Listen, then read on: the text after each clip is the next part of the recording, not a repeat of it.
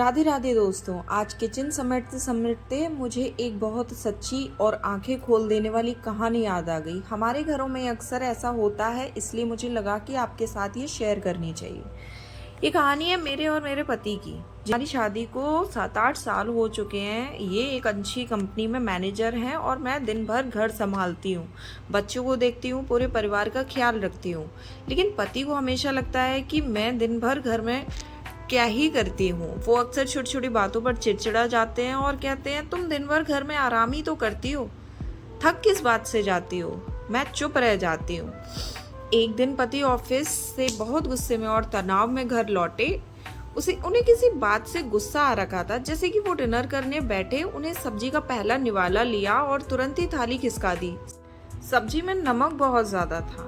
दिन भर घर में खाली बैठी रहती हो, तुमसे एक वक्त की सब्जी में नमक ठीक से नहीं डाला जाता, अजीब मुसीबत है। मैंने कुछ नहीं कहा। मैं चुपचाप रसोई में आई, अपने लिए थाली निकाली और वही ज्यादा नमक वाली सब्जी खाने लगी।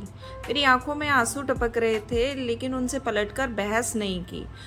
पति भी गुस्से में भूखे ही सोने चले गए। अगले दिन सुबह जब वो सोकर उठे, ऑफिस जाने के लिए तैयार होने लगे, तो उनकी नज़र एक तकिए के पास लिफाफे पर गई। उस लिफाफे में मैंने अपनी ही हैंडराइटिंग में लिखा था, आपके लिए।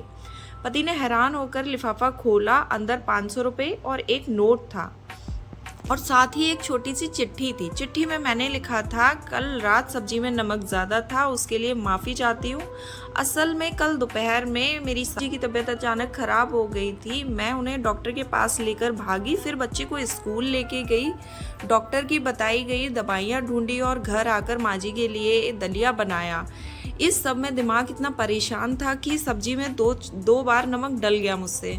ये 500 रुपये डॉक्टर की फीस और दवाइयों के बाद बचे हुए पैसे। मैं घर रहकर पैसे तो नहीं कमा सकती, लेकिन हिसाब दे रही हूँ। और हाँ, मैं दिन भर खाली नहीं बैठती।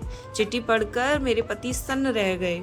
उन्होंने अपनी कल रात की चिल्लाहट को और बर्ताव को इतना शर्मिंदगी महसूस की। उनकी आंखें ऊपर नहीं करी जा रही थी। उन्होंने तुरंत किचन में जाकर देखा। मैं अपनी हमेशा की तरह सुबह उठकर अपने कामों में, चाय नाश्ते में लगी हुई थी, मानो कुछ हुआ ही ना हो।